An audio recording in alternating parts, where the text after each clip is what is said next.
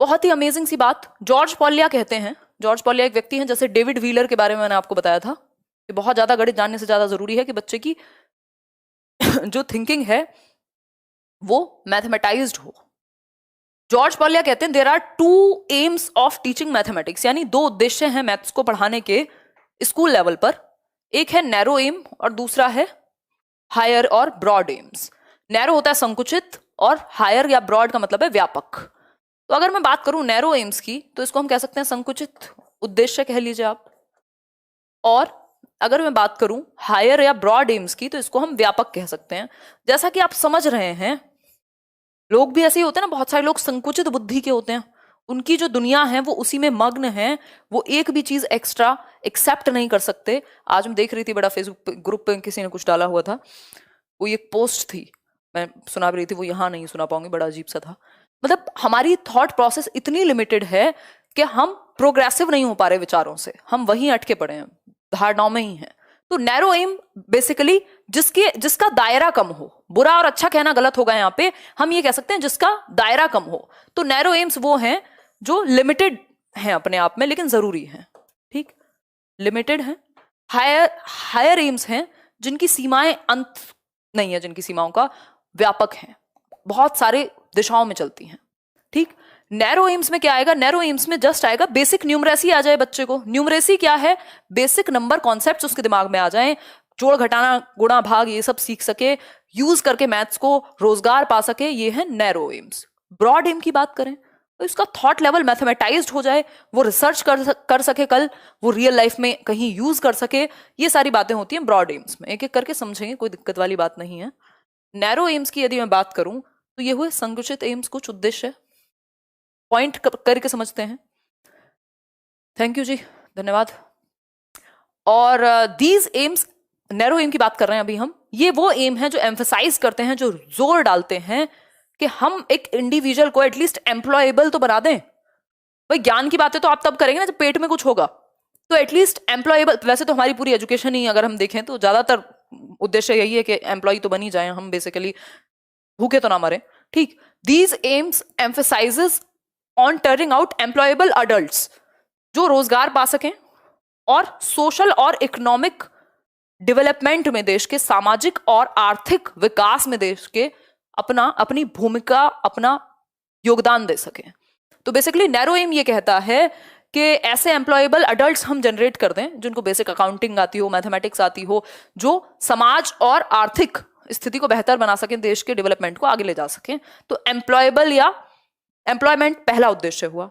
This is related to numerical operations. अब ये कैसे काम करेगा, ऑब्वियसली आपको न्यूमेरिकल ऑपरेशंस आने चाहिए, भाई जोड़ घटाना गुणा भाग, मेजरमेंट, फ्रैक्शन, परसेंटेज, क्योंकि इनकी डेली लाइफ में या ज्यादातर सब जगह पे रोजगारों में जरूरत पड़ेगी। एक बेसिक जो दुकान खोल करके बैठा है शॉपकीपर, पकौड़े वाले को भी जरूरत है भाई, उसको भी जरूरत पड़ेगी, परसेंटेज की भी पड़ेगी, उसको एडिशन की भी पड़ेगी, उसको मल्टीप्लिकेशन की भी पड़ेगी, उसको पूरा हिसाब रखना है, हो सकता है उसका हिसाब मुझसे और आपसे ज्यादा अच्छा हो, ठीक। तो ये न्यूमेरिकल ऑपरेशंस नैरो एम के अंदर आते हैं, सिकुड़ता हुआ नैरो कह सकते हैं। Thus, the limited aim of mathematics is to develop useful abilities, वो abilities जो रियल लाइफ में या लाइफ एक्सपीरियंसेस में लोगों के ज्यादा काम आती हैं, जो वो डेली लाइफ में यूज कर पाए। बेसिक कैलकुलेशंस कह सकते हैं, बेसिक कैलकुलेशंस कह सकते हैं, है ना। यहां तक की बात समझ में आ रही है? समझ में आ रही है तो लाइक शेयर करके बता ही देना, है ना। ऐसे 3 बार कहने का उद्देश्य रखा हुआ है, 2 बार कह चुकी हूँ, देखो एक बार। नेक्स्ट है ब्रॉड एम्स, यानी व्यापक उद्देश्य। व्यापक उद्देश्य की यदि मैं बात करूं, व्यापक उद्देश्य यानी ब्रॉड एम्स कौन से हो सकते हैं, भाई जिनकी जो सीमाएं हैं वो अंत नहीं है उनका कुछ, वो कह सकते हैं कि एक बड़े ऑब्जेक्टिव को या बड़े परिप्रेक्ष्य में एक ब्रॉड व्यू से देखते हैं चीजों को। जैसे कि बच्चे जो है वो मैथमेटिकली सोच सके, मैथमेटिकली सोच सके कहां से कौन सी थियरम आई, प्रूव कैसे होती हैं चीजें, कहां पे कैसे अप्लाई होंगी, कुछ रिसर्च कैसे नई होंगी, कैसे आप नई नई डिस्कवरी करेंगे। बेसिकली उसके थॉट में मैथमेटिक्स आ सके, थिंकिंग प्रक्रिया में मैथमेटिक्स घुस सके, लॉजिकल डिस्कशन वो कर सके, चीजों पे तर्कपूर्ण उसकी सोच हो, लॉजिकल कंक्लूजन्स निकाल सके, जो बिलीफ्स हैं, जो कुछ मान ली गई चीजें हैं, उनका लॉजिकल कंक्लूजन क्या है, उनका निष्कर्ष क्या है, तर्कपूर्ण ढंग से जब हम देखते हैं, सिर्फ मान तो नहीं लिया है हमने कि थर्सडे को कपड़े धोएंगे तो प्रॉब्लम हो जाएगी, नेक्स्ट है अंडरस्टैंड एब्स्ट्रैक्टनेस। मैं नहीं कह रही हूं, I am just questioning the thing, है ना। अंडरस्टैंड एब्स्ट्रैक्टनेस यानी अमूर्तता को समझ सके। मूर्त चीज को समझना आसान है, कॉन्क्रीट जिसको हम कहते हैं 7 से 11 वर्ष में ही समझ आ जाती है कॉन्क्रीट ऑब्जेक्ट्स की। बट अमूर्तता जो है, जो सामने नहीं दिख रही, उस चीज की डिस्कवरी हम कर पाए, उस चीज को हम सोच पाए, तो एब्स्ट्रैक्टनेस को हम समझ पाए, सॉल्यूशन फाइंड आउट कर पाए किसी एक समस्या का, प्रॉब्लम का, प्रॉब्लम सॉल्विंग हमारे अंदर डेवलप हो, ये अपने आप में बड़ी चीज है। ठीक है, कोई बफरिंग नहीं है यहां से। 18,610 लोग अभी भी हैं। अब एनसीएफ क्या कहता है इसके बारे में, जो कि इंपॉर्टेंट है भाई, एक आध क्वेश्चन तो आता ही है। अगर मैं बात करूं एनसीएफ क्या कहता है, प्राइमरी लेवल पर क्या उद्देश्य होने चाहिए, क्या चीजें होनी चाहिए जो महत्वपूर्ण है बच्चे के लिए, जो महत्वपूर्ण है। ब्रॉड तो बहुत ज्यादा क्या ही पूछेगा, भास्कर कह रहे हैं, बहुत बढ़िया। देखिए, तो हम कह सकते हैं एंश्योरिंग न्यूमरेसी, बच्चे में बेसिक जो नंबर की समझ है वो आ सके, कैलकुलेशन से लेकर के बेसिक कैलकुलेशंस डेली लाइफ में जो यूजेज वाली हैं वो कर सके। ये एक इंपॉर्टेंट चीज है, बेसिक न्यूमरेसी डेवलप होना।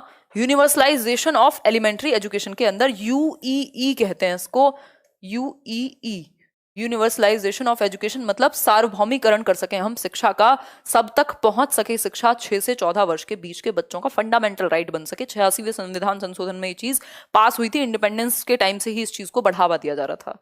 ठीक है, तो हम कह सकते हैं कि न्यूमरेसी आ जाए, बेसिकली वो मैथमेटिक्स को जितना जरूरत है लाइफ में यूज करना सीख लें। ये मैथमेटिक्स कहता है प्राइमरी लेवल पे, प्राइमरी लेवल पे बेसिक कैलकुलेशन, बेसिक न्यूमरेसी उनमें आ जाए। जैसे इंग्लिश में होता है कि भाई बेसिक प्रोफिशिएंसी उनकी लिसनिंग, स्पीकिंग, रीडिंग, राइटिंग में डेवलप हो जाए। At this level progression should be from concrete to abstract. This is important, बहुत बार पूछा है घुमा घुमा के, और प्याजे से भी कई बार पूछ लेता है घुमा करके। इस लेवल पर यानी प्राइमरी लेवल पे, 1st to 5th के लेवल पे बच्चे की जो प्रोग्रेशन है वो कॉन्क्रीट यानी मूर्त से अमूर्त की ओर जाए, मूर्त से अमूर्त की ओर, यानी उसको टच एंड फील मटेरियल, जिन चीजों को वो देख सके, टच कर सके, फील कर सके, उससे वो धीरे धीरे शिफ्ट करने लगे अमूर्त की तरफ। तो हम कॉन्क्रीट चीजों के थ्रू समझाने की कोशिश करते हैं। मान लीजिए बच्चों को कुछ समझ नहीं आ रहा, एडिशन में प्रॉब्लम है, तो आप कोई ऑब्जेक्ट ले सकते हैं, 2 + 2 दिखा सकते हैं, अच्छा ये 6 पेन थे मीना के पास और 2 उससे और ले लिए, कितने हो गए। तो ये कॉन्क्रीट ऑब्जेक्ट्स के थ्रू, आपने बचपन में देखा होगा हम क्या करते थे जब बहुत छोटे से थे, 3 4 5 6 और 7 में 4 जोड़ने हैं, तो ये 3 7 ये बन गए, 1 2 3 4, अब सारे गिन लेते थे, याद होगा किसी को तो ये 11 हो गए टोटल। मतलब ये कॉन्क्रीट ऑब्जेक्ट है, मतलब कॉन्क्रीट टू एब्स्ट्रैक्ट जा सके। तो बच्चा पहले कॉन्क्रीट चीजें सीखता है जिनको वो देख सके, टच कर सके, फील कर सके। तो इनके थ्रू पहले कॉन्क्रीट चीजें, मूर्त चीजें जिनको वो देख सकता है, टच कर सकता है, फील कर सकता है, उसके बाद हायर लेवल चीजें अमूर्त। अमूर्त का मतलब है जो सामने ना हो, जो विचारों में हो, जिसको फील ना किया जा सके, जिसपे सोचा जा सके। ठीक है बात? अपसेट लग रही हूं, अच्छा पता नहीं यार, एनर्जी की थोड़ी कमी है आज। मुझे भी नहीं यकीन था कि 5 दिन मैराथन चल जाएगी, मतलब जैसा बहुत अच्छी तबीयत चल नहीं रही थी, अभी भी हाल वही है। नेक्स्ट है एनकरेज नॉन नंबर एरियाज। ये इंपॉर्टेंट है। नॉन नंबर एरियाज पे हम बेसिकली ज्यादा फोकस करते हैं प्राइमरी लेवल पे। कैसे? इंपॉर्टेंट टॉपिक्स हैं बट आज के, मेरे मूड को छोड़ दीजिएगा, यहां पे ध्यान दीजिएगा।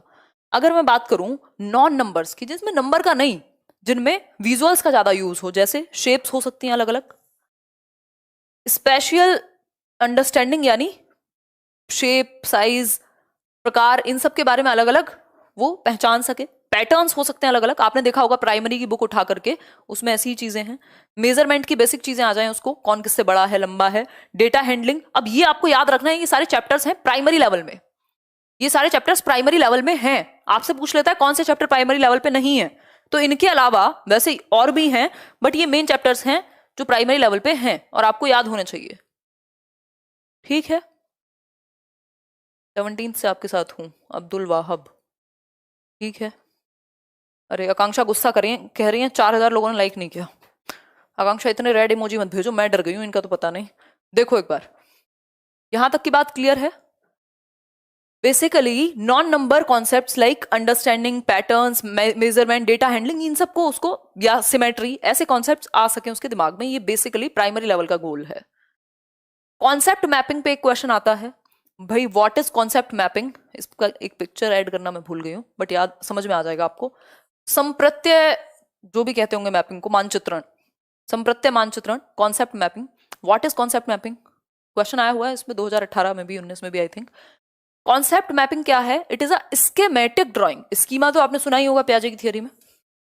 स्कीमेटिक ड्राइंग मतलब आप अपने दिमाग में अच्छे कॉम्प्रीहेंशन के लिए, समझ के लिए एक ड्राइंग बनाते हैं, कुछ फ्लो चार्ट जैसा या कुछ भी आसानी से जो आप समझ सकें कॉन्सेप्ट्स को एक दूसरे से रिलेट करके।